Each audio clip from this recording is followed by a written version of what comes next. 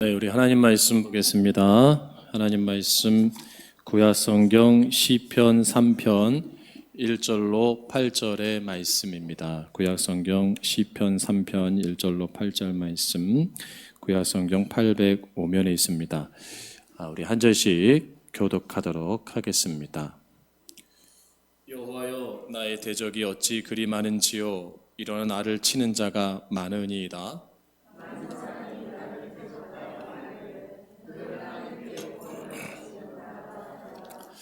여호와여, 주는 나의 방패시요 나의 영광이시요 나의 머리를 드시는 잔이시니이다.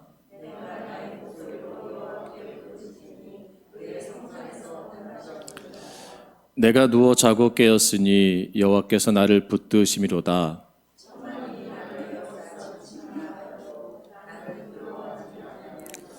여호와 일어나소서, 나의 하나님이여 나를 구원하소서. 주께서 나의 모든 원수의 뺨을 치시며 악인의 일을 꺾으셨나이다. 구원은 여호와께 있사오니 주의 복을 주의 백성에게 내리소서. 아멘.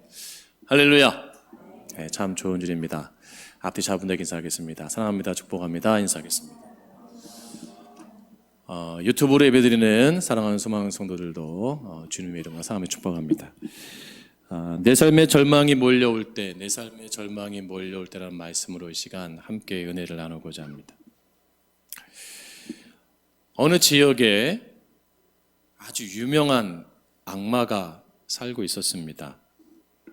이 악마가 얼마나 유명했냐면 이 악마가 가는 곳마다 그 지역을 아주 쉽게 점령해 가는 그런 악마가 있었습니다.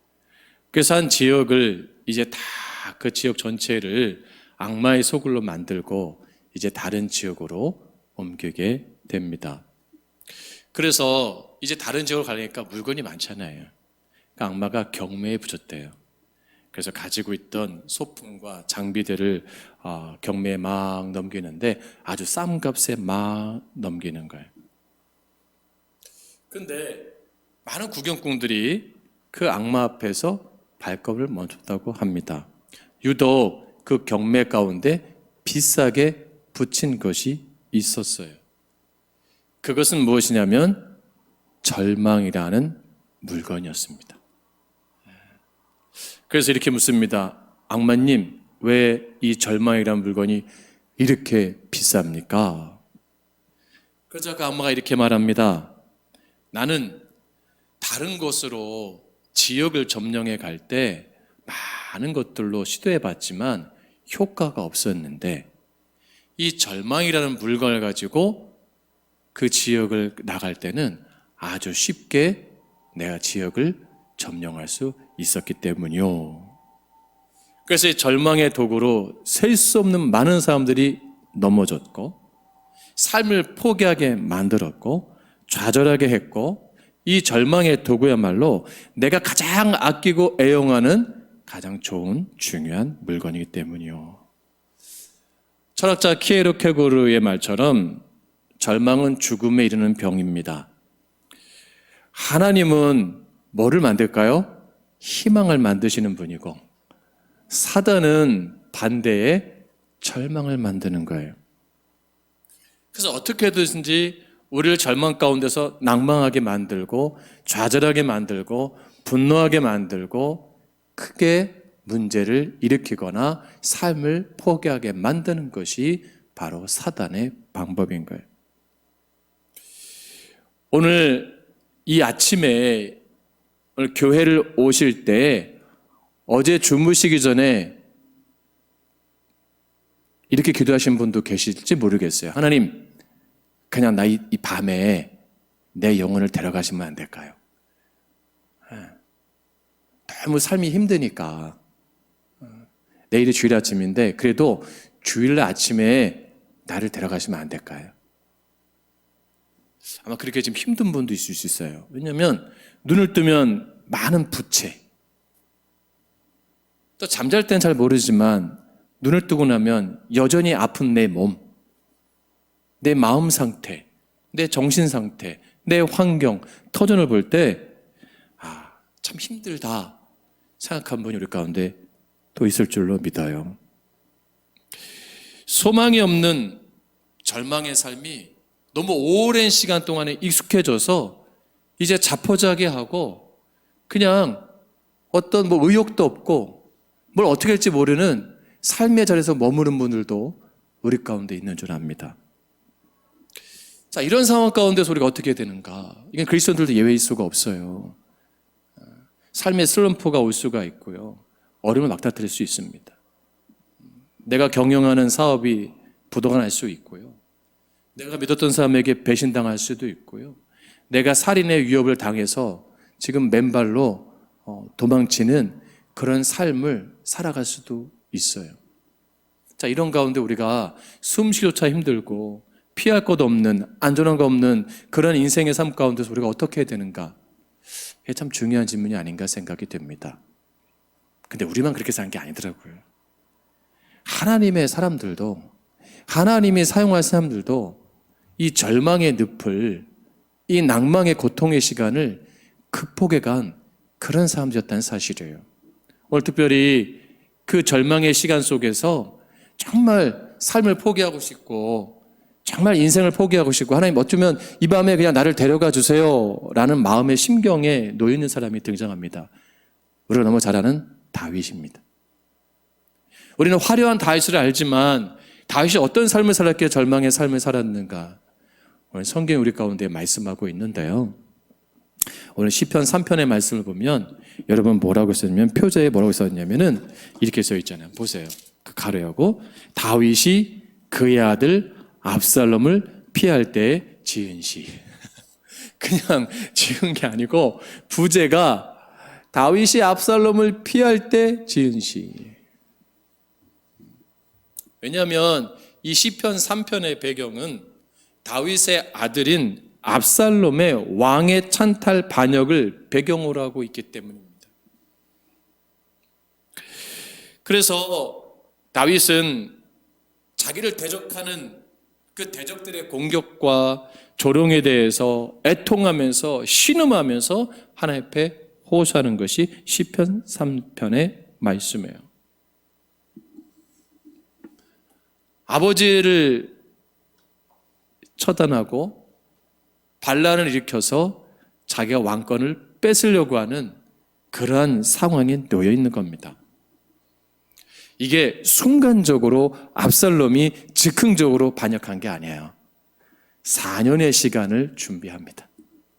그 측근들도 있었겠죠. 그렇죠? 그리고 200명의 친위대를 이끌고 급습해서 아주 단시간에 그 밤사이에 아버지를 죽이고 왕권을 뺏으려고 하는 그런 일을 시도하게 됩니다. 자, 근데 더 놀라운 것은 뭐냐면 다윗의 목숨이 경각에 달려 있는데 자신의 오른팔과 같고 자신의 수족과 같고 자신의 모든 것을 함께했던 지략가이고 아주 전쟁에 능했던 아히도벨이 압살롬에게 가버렸습니다.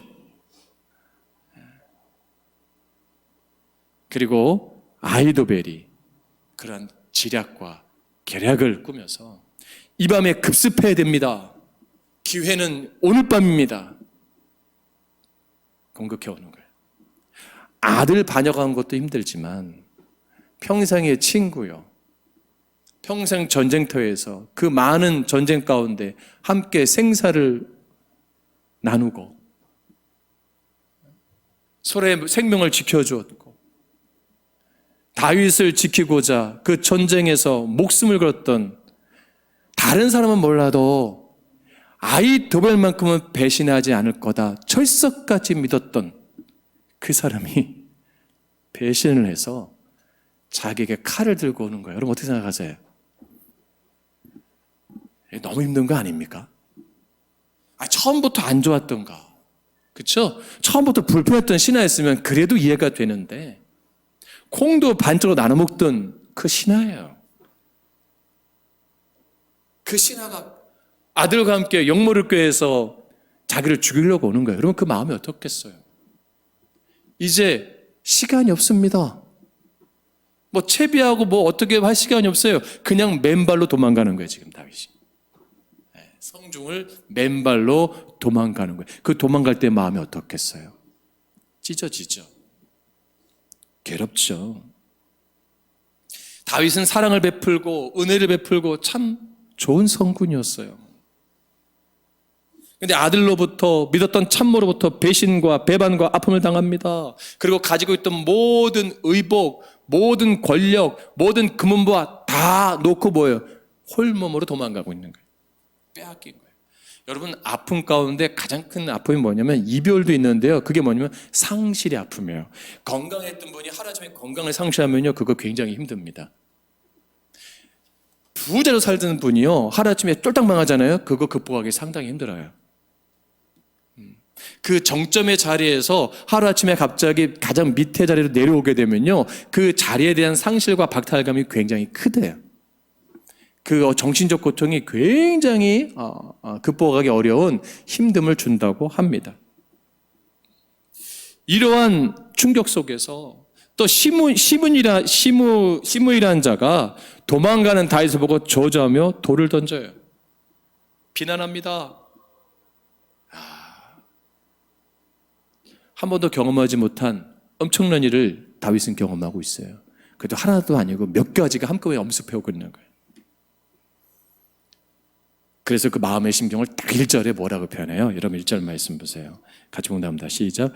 여호와여, 나의 대적이 어찌 그리 많은지요. 일어나 나를 치는 자가 많으니이다. 그죠?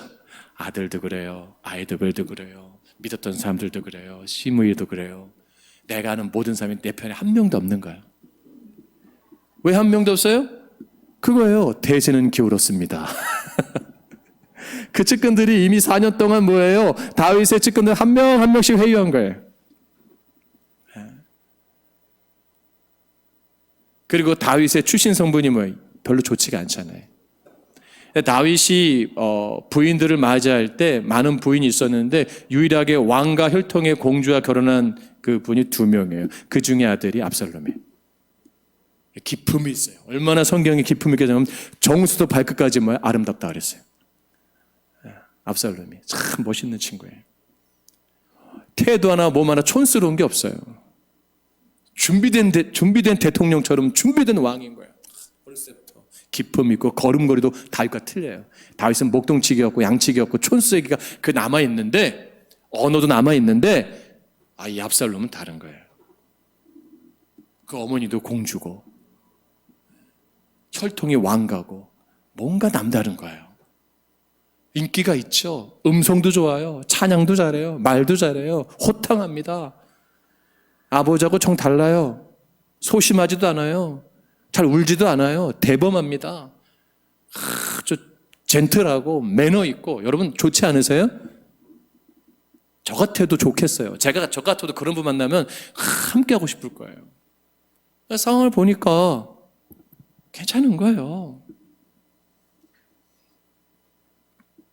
많은 사람들이 글로 갔어요. 믿을 사람이 없는 상태예요.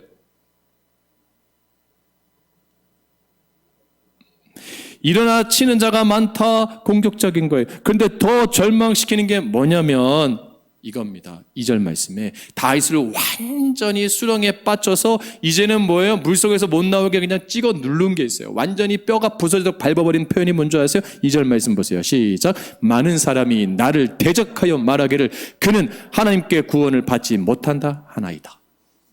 다윗, 너 하나님께 구원받지 못해. 조롱하는 거예요. 너가 그렇게 죽고 못 사는 하나님 어딨냐? 네 신세를 봐라. 쫓겨가는 신세에 너 하나님께 끝난 거야. 이제 버림받은 거야. 쉽게 말하면 하나님 사랑하는 사람이라며 너 하나님이 기름 부었다며 근데 하나님 너 버렸어. 어떻게 하나님께 사랑하고 하나님 앞에 쓰임받는 사람이 이런 일이 일어날 수 있지? 조롱하는 거예요. 너 그럴 줄 알았다. 쌤통이다. 그런 말 듣는 거예요. 여러분, 다른 것들은 다윗이 이길 수 있는 힘이 있어요. 그래도 뭐 아들이 반역한 거 견딜 수 있어요. 아이도벨이 배신한 거 견딜 수 있어요. 측근들이 도망간 거 그럴 수 있어요. 왜? 혼자 있었으니까. 본인이 어렸을 때부터 목동에서 고독을 즐겼고, 그렇죠? 양이 친구고 돌이 친구고 별이 친구고, 그러니까 시를 쓴 거잖아요. 그런 거 어렵지 않아요. 이미 형들로부터 버림받았던 거, 아버지부터 소외받았던, 이미 그 어렸을 때부터 훈련이 돼 있어요. 가장 못 참았던 게 뭐예요? 자기는 그 누구보다 뭐예요? 하나님을 사랑했던 사람이에요. 하나님을 평생에 하나님을 뜨겁게 사랑한 사람이에요. 그리고 하나님을 의지하고 신뢰했던 다윗이에요. 그럼 자기가 평생에 의지했고 신뢰했던 하나님에 대해서 그 사람들이 그 하나님을 표현해서 자기를 조롱하는 거 견디기 어려워요. 제가 고등학교 다닐 때 제 친구 중에 3대인가 4대 독자가 있어요. 지금도 기억나요, 그 친구. 잘생겼어요. 근데 어머니가 일찍 아버지가 돌아가시고 이 아들 하나 키운 거예요. 정말 거의 매일 학교를 오시는 것 같아. 그 당시에도. 고등학교인데 애가 조금만 아프면 엄마가 가서 데리고 가. 아주 그냥, 그러니까 이 아들이 우주고 세계고 남편이고 애인이고 하나님이고 전부인 거예요. 궁금해요. 결혼했을지. 정말 그 며느리를 허락했을까 궁금해요. 혹시 우리 가운데 그런 분들 계세요? 내 아들이 남편이고 애인이고. 마음을 비우세요. 우리 아내도 저도 아는 분인데 그분은 그 딸에게만 집착하는 분이 있어. 아들도 있거든요. 딸이 전부예요. 그래서 딸을 통제해요, 삶을. 친구 만나는 것도 다 어른이 되는데 친구가 없어. 가정사, 결혼생활, 남편에게 하는 거, 시댁에 하는 거 엄마가 다 통제해. 야, 그 아이를 낳는데, 손주를 낳는데 시댁을 한 번도 간 적이 없어요. 그냥 엄마가 끼고 사는 거요.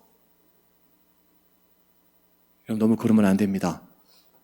에? 그렇게 믿었던, 그렇게 정말 죽고 살고 애지중지했던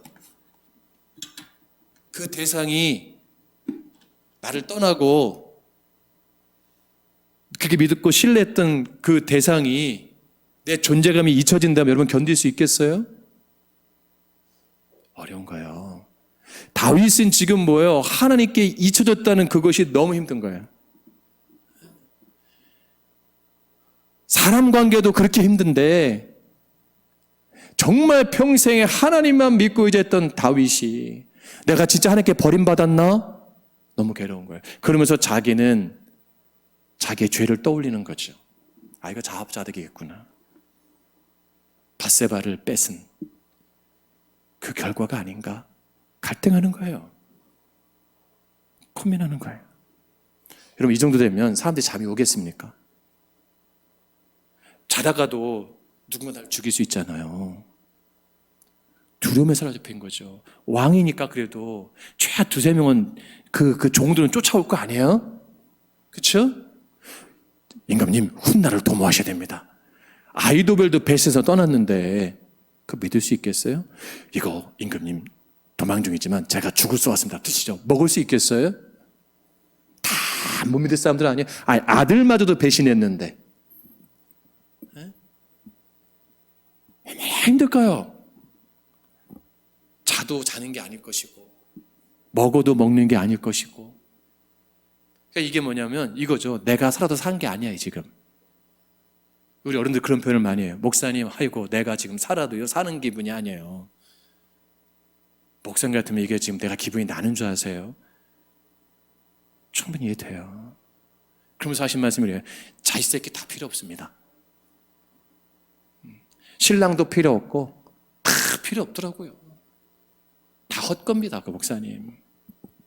그렇게 표현한 분도 봤어요. 제가 신방 갔더니 어느 권사님이 그래요. 목사님, 제 인생사는 백과사전입니다.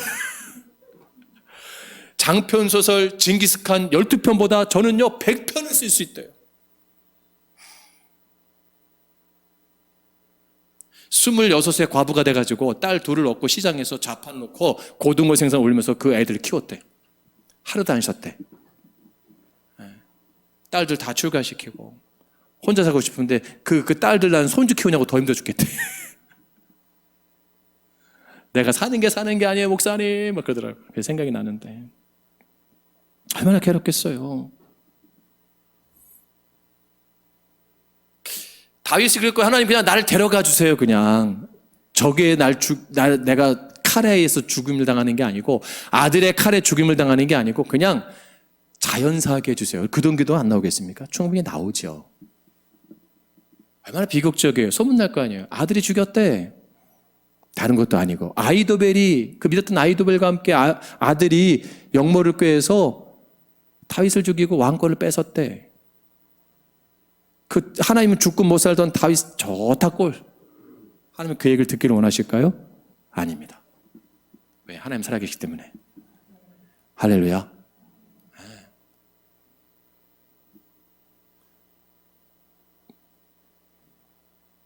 그러면서 다윗이 어떻게 변한 줄 아세요? 5절 말씀 보세요.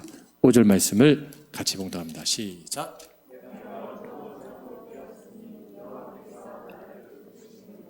할렐루야. 잠을 잘 수 없는 상황 아니에요?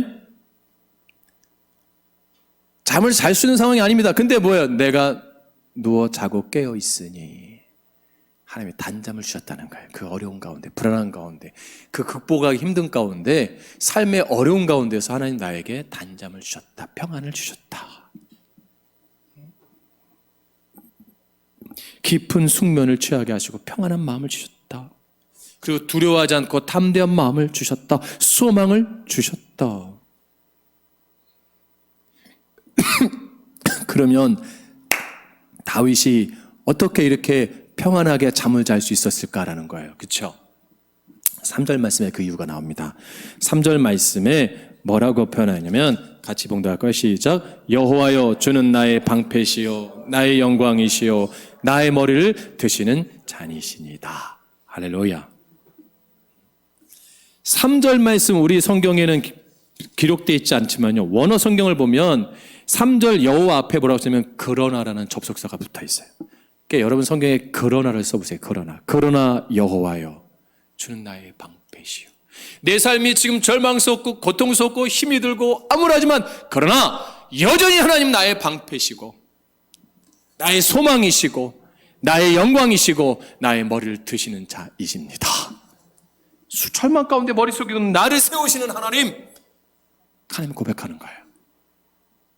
내 삶이 지금 그러나 힘들고 어렵고 믿었던 자녀, 믿었던 아내, 믿었던 남편, 사업, 동업자, 많은 사람들, 믿었던 목사님, 믿었던 성도 배신하고 도망가고 오히려 나를 고발고소하고 나를 죽을 것 같은 위기 가운데 내 믿었던 건강 다 무너지고 내 삶이 고아없고 쓸쓸한 이 삶 가운데 밤이 절망 가운데 있는 그런 영혼들에게 다윗은 도전을 해. 그러나 하나님이 나를 다시 세우시고 나를 다시 일으키시고 하나님의 영광을 나타나게 하신다 말씀하는 거예요. 그럼 다윗은 잠자기 전에 이 고백을 한 거예요. 하나님 그러나 하나님 나에는 영광 되십니다.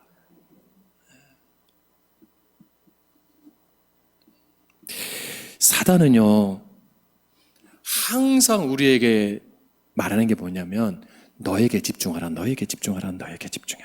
이게 뭐냐면 너 감정에 충실해라. 환경이 절대적이다. 왜 사고가 납니까? 감정으로 가니까. 왜 충돌이 나요? 감정으로 대하니까. 이성적으로 아무래도 만나보세요. 감정이 나가잖아요. 어떤 분은 칼을 들고 옵니다. 내가 죽여버릴 거야! 왔는데 감정이 무너진 분들도 있어. 칼을 놓고 우는 분도 있어요. 감정에 충실하라. 그리고 뭐라 하세요? 기도해봐야 소용없다. 너 기도 많이 했잖아. 너 교회 열심히 다녔잖아. 너 헌금 생활도 잘하고 봉사도 잘하고 헌신도 잘하고 왜 그런데 내 자녀가 이렇게 문제가 발생하고 내 사업이 안 되고 내 건강이 무너지고 왜 이런 일이 벌어졌는가를 생각해 보아라. 사단이 주는 생각에. 다윗 보세요. 누구보다 하나님 앞에 진실했던 자예요. 기도 많이 했고 예배 잘 드렸던 사람이고 여호와 앞에 제사를 정성스럽게 드렸던 다윗 임금 아닙니까? 신실하게 신정으로 나라를 국가를 운영하고 통치했고 정직하게 했었고, 너 잘못한 게 뭐가 있냐? 그렇게 하나님 앞에 열심히 했는데 너를 돌아보아라. 문제가 뭔가? 그것만 바라보지 말고 뭐가 문제 있는 걸 생각해보라. 왜 압살롬이 그랬을까? 압살롬의 감정을 상하게 했던 게 있죠. 자기 여동생이 이복형에게 강간을 당하잖아요. 그래서 압살롬이 다윗을 찾아가서 아버지, 이복형을 죽이십시오. 처리하십시오. 알았다. 근데 다윗은 어때요? 우유부단해요. 그걸 처단하지 못하는 거예요. 분노가 쌓이죠. 어떻게 아버지가 저 범죄함을 놔둘까? 결국 본인이 반란이켜서 본인이 죽여버려요. 분노가 쌓이죠. 그런 거를 생각해 보려는 거예요.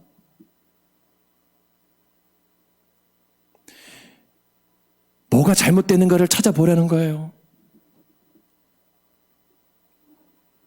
기도 그만해. 기도 그만하고 뭐가 문제 있는가 원인과 진단을 판단해. 이제 교회 그만 다니고 이제 좀 삶을 냉철하게 바라보고 이제 좀 뭔가 진지해집시다. 목사님 이제 그만하세요. 집사님 이제 그만하세요. 아버지 이제 그만하셔도 돼요. 그 정도 열심히 신앙생활 했으면 됩니다. 이제 우리 가정을 위해서 좀 이제 돌아보세요. 내 삶을 좀 돌아보시고 이제 본인에게 집중하세요. 본인에게 행복하게 삶을 사세요. 나쁜 거 아니에요. 이게 누가 주는 소리라고요? 사단이 주는 유혹이에요. 그렇지. 내가 이제 정신 차리고 살아야지. 여러분, 정신 차리는 게 뭐예요? 또 하나님을 잘 믿어야 되는 거 아니에요? 할렐루야. 또 하나님을 가까이 되는 거 아닙니까? 그럼 여러분이 하나님 앞에 헌신하고 하나님 앞에 살아가는 게 손해본다고 생각하는 그 순간 신앙은 떨어지는 거예요. 손해봤다고 생각하는 게 뭐예요? 분노가 일어나는 거예요. 내가 어떻게 했는데. 은혜 받은 건 큰 생각 안 해요. 내가 한 것만 공로지만 생각하는 거예요. 내가 어떻게 했는데. 하나만 건들기만 해봐라. 걸리기만 해봐라. 내가 그냥 작사를 낼 거야. 얼마나 사납고 얼마나 이리 같고 늑대 같고 물면 안 놓는 정말 그 사악함도 우리 가운데 있잖아요. 좋을 땐 지금 다 좋잖아요. 우리가 은혜 가운데 있을 땐. 근데 사단이 덮쳐버리면 어떻게 되는 줄 아세요? 적대적 관계로 바뀌어버립니다.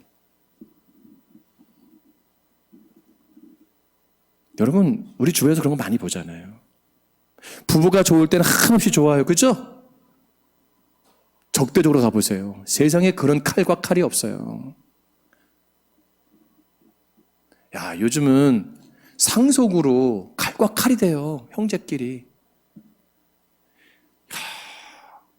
부모는 안중에도 없어요. 부모는 그냥 요양원에 모셔놓고 자녀끼리 재산 분할 전쟁으로 요즘은 딸들 무시하는 거예요. 딸들까지 개입했고 사위까지 개입하고 또 그 자손까지 개입해갖고 막 싸워요. 우리 소망의 성도들, 목사님 전 가난해요. 축복인 줄 아세요? 저는 땅 한 평 없습니다. 축복이에요. 이게 축복이구나.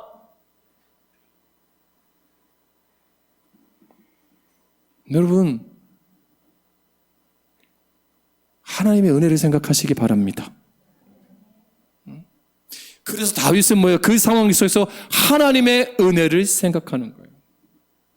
환경을 바라본 것이 아니라 자기 감정에 충실한 것이 아니라 캄캄한 밤중에 그 캄캄한 광야에서 어렸을 때 목동에서 양들을 지킬 때 이리떼와 늑대와 곰의 발 앞에서 지킬 때에 그가 불렀던 찬양, 그 하나님의 성품을 노랬던 찬양을 다시 부르고 있는 거예요.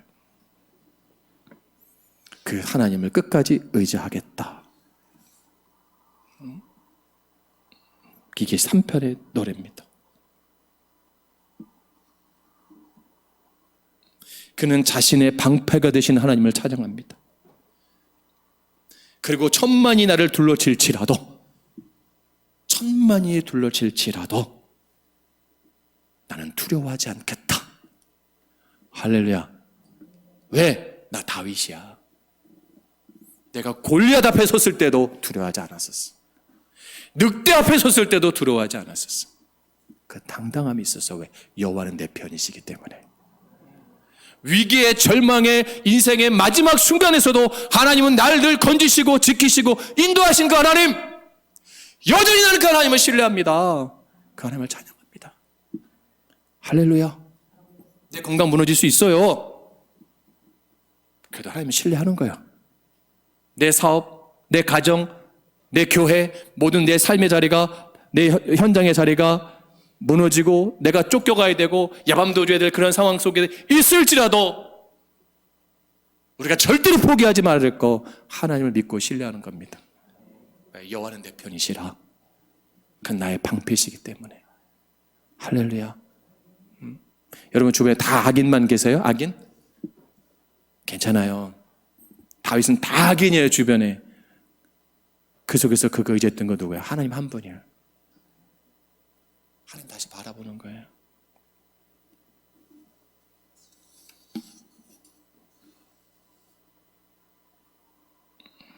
여러분 가스펠 중에 하나님은 실수하지 않으신다라는 그 곡이 있어요. 오버턴이라는 분이 시에 최용덕이라는 분이 작곡한 곡인데, 내가 걷는 이 길이 혹 굽어드는 수가 있어도 내 심장이 울렁이고 가슴 아파도 내 마음속으로 여전히 기뻐하는 까닭은 하나님은 실수하지 않으심일세. 할렐루야. 참 되게 가사를 써도 이렇게 멋있는 가사를 쓰는지 모르겠어요.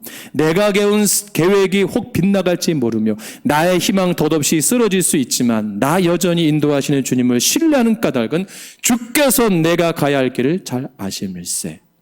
어둠 밤 어둠이 깊어 날이 다시 밝지 않을 것 같아 보여도 내 신앙 부여잡고 주님께 모든 것 맡기리니 하나님을 내가 믿음일세. 할 것 같은 고백 아니에요? 지금은 내가 볼 수 없는 건 너무 많아서 너무 멀리 가물가물 아른거려도 운명이 오라 나 두려워 아니하리니 만사를 주님께 내어 맡기리. 차츰차츰 안개는 걷히고 하나님 지으신 빛이 뚜렷이 보이라. 가는 길이 온통 어둡게만 보여도 하나님은 실수하지 않으신다네. 하나님은 실수하지 않으신다네. 그래서 4절에 다윗은 이 고백하는 겁니다. 같이 봉독합니다. 시작. 내가 나의 목소리로 여호와께 부르짖니 그의 성산에서 응답하시는도다. 믿고 확신하는 거예요. 믿고 확신하는 거예요. 믿음의 선포를 하는 거예요. 내 신음을 들으시는 하나님, 내 찬양을 들으시는 하나님, 내 기도를 들으시는 하나님 응답하실 줄로 믿습니다. 응답하실 줄로 믿습니다. 여러분 삶이 힘드십니까? 다 힘들지 않으세요? 우리 소망교회 성도들, 목사님 전 힘든 거 하나도 없습니다 하는 분 손 들어보세요. 그건 정신이 이상한 분이에요. 진짜예요. 지금 대통령이 지금 마음 편하겠어요? 말실수 한번 해갖고 지금 난리도 아닌데, 그렇죠? 영부인이 지금 뭐 편하겠습니까? 아마 한국에 오고 싶지 않았을지도 몰라요. 그죠? 그 측근들 편하겠어요? 그 반대하는 사람들 편하겠어요? 여러분 대기업하는 분들이 편할까요? 쉬운 게 아니에요. 여러분 다니고 있는 직장 사장님들 부럽죠? 제너시스 90 딱 타고 들어오고 벤츠 타고 들어오면 나 저 사장님 부럽다. 그 사장님 얼마나 힘든 줄 알아요? 그 사장님 그래요. 아유 난 직원이 되니까 더 낫겠다. 차라리. 사람은 그래요. 다 어려워요. 다 힘듦이 있어요. 내가 어려운 가운데 우리가 택할 것은 내 감정에 충실한 것이 아니라 하나의 배 다윗처럼 하나님 바라보고 기도하는 겁니다. 다시 의지하는 거예요. 다시 신앙의 자리로 돌아오는 거예요. 그래서 나를 구원하소서. 주께서 나의 원수의 뺨을 치시고 악인의 이를 꺾으셨나이다. 7절에 선포하는 거예요. 그래서 다윗이 위대한 게 뭔지 아세요? 8절 말씀 보세요. 8절 말씀 시작. 구원은 여호와께 있사오니 주의 복을 주의 백성에게 내리소서. 아멘. 자기 아들 아히도벨 죽이려는 그 사람들을 용서달라는 거예요. 이야. 다윗이 위대함이 여기 있는 거예요. 원수를 용서하는 거예요. 누구의 마음에? 하나님 마음. 예수 그리스도의 마음. 그 성품. 여러분 같은 용서가 되겠습니까? 내가 다시 왕에 들어가는 순간 내 이것들을 다 그냥 싹 우리 이러지 않아요? 보복하겠다 그러지 않아요? 다윗을 배반한 모든 사람들을 뭐예요? 복을 달라고 기도하는 거예요. 제가 여기서 똑같이 무너졌어요. 우리 소망교회 신앙생활 잘하다 떠나신 분들, 복을 빌어야겠구나. 그분들이 더 이상 방황하지 않고 어느 한 교회 좋은 목사님 만나고 좋은 사모님 만나고 좋은 성도 만나서 정말 남은 여생 행복한 신앙생활 할 수 있는 그런 분들 되기 위해서 기도해야겠구나. 제 마음 아프게 떠난 분도 있어요. 뭐 작은 교회든 큰 교회든 다 있는 거예요. 근데 진짜 어쩔 수 없이 가신 분들도 있고, 근데 어떤 상황이든 그분들 신앙생활 잘해야겠구나. 제가 성장할 때 저를 아프게 한 사람들이 있어요. 저를 힘들게 한 친구도 있어요. 학교 선생님이 있어요. 중2 때 미술 선생님 잊지 못해요. 주전자로 더 세례 주신 선생님, 전화 여러분 아시죠? 용서해야겠구나. 저를 때렸던 그 교회 전도사님 제 학생 때는 왜 이렇게 맞았는지 몰라요. 그 전선님이 해병대 나왔는데 가끔 불러갖고 화장실 가면 그냥 빠따로 때리고 자기 기분 나쁘면 때리고, 이름은 얘기하지 않겠습니다. 그분이 볼 수 있으니까. 용서해야겠구나.